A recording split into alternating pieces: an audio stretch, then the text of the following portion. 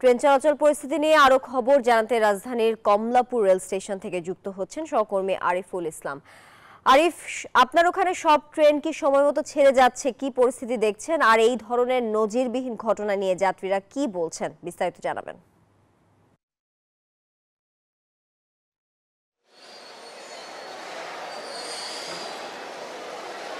তানিয়া, কমলাপুর থেকে কিন্তু সকাল থেকে যে ট্রেনগুলো ছেড়ে যাওয়ার কথা রয়েছে সবগুলোই কিন্তু ছেড়ে গিয়েছে, কিন্তু শিডিউল বিপর্যয়ের যে বিষয়টি সেটি কিন্তু খুবই ভোগান্তিতে ফেলেছে এখানকার যে যাত্রীরা রয়েছেন তারা। দূরপাল্লা থেকে শুরু করলে আন্তনগর যে ট্রেনগুলো রয়েছে সব ট্রেনগুলোই কিন্তু ছেড়ে গিয়েছে। কিন্তু বিষয়টি হচ্ছে যে যেই ট্রেনগুলো ধরেন যেই সোনার বাংলা ট্রেন বা অন্যান্য যেই দূরপাল্লার যে ট্রেনগুলোর প্রতিটা ট্রেনই কিন্তু 1 থেকে 1.5 ঘন্টা দেরি করে ছাড়তে হয়েছে, বা এখনও কিন্তু এই শিডিউলে কিন্তু কমলাপুর রেল স্টেশনে ট্রেনগুলো ছেড়ে যাচ্ছে।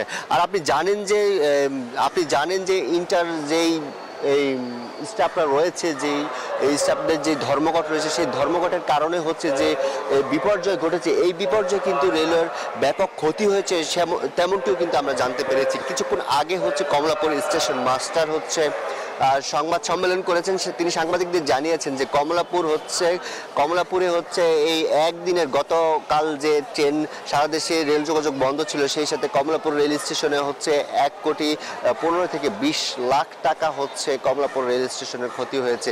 আর সেই সাথে আরও একটি বিষয় আপনাকে জানিয়ে রাখি, সেটি হচ্ছে পণ্যবাহী যে ট্রেনগুলো চলাচলের কথা ছিল গতকাল ধর্মঘটের কারণে চলাচল করেনি। এই পণ্যবাহী অনেক মালামাল, যেগুলো পচনশীল যে মালামালগুলো রয়েছে সেগুলোও কিন্তু ক্ষতির মুখে পড়েছে। কয়েকজন ব্যবসায়ীর সাথে আমরা কথা বলেছি, তারা বলছেন যে তাদের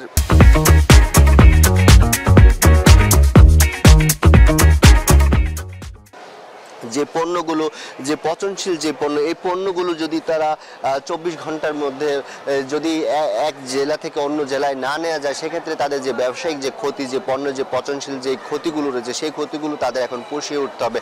আর আরও একটি বিষয় বলে রাখি, যে শ্রমিকদের যেই আন্দোলন, সেই আন্দোলনের প্রেক্ষিতে যে আন্দোলনে তারা যে দাবিগুলো তুলে নিয়ে এসেছেন সেই দাবিগুলো আদায়ে কিন্তু এখনও তারা অনড় রয়েছে। আর অন্যদিকে রেল কর্তৃপক্ষ থেকে বলা হয়েছে যে শ্রমিকদের যে দাবি দেওয়া রয়েছে সেই দাবিগুলো মেনে নেওয়া হবে, এই ধরনের একটি আশ্বাসও কিন্তু দেওয়া হয়েছে। এই আশ্বাসের প্রেক্ষিতে আর সকাল থেকে হচ্ছে কমলাপুর রেল স্টেশন থেকে ট্রেন চলাচল শুরু হয়েছে। সেই সাথে সারা বাংলাদেশে কিন্তু শ্রমিকরা ট্রেনের মধ্যে কাজে গিয়েছেন। এই ছিল কমলাপুর থেকে আমার কাছে সবশেষ। তানিয়া। আরিফ, আপনাকে ধন্যবাদ।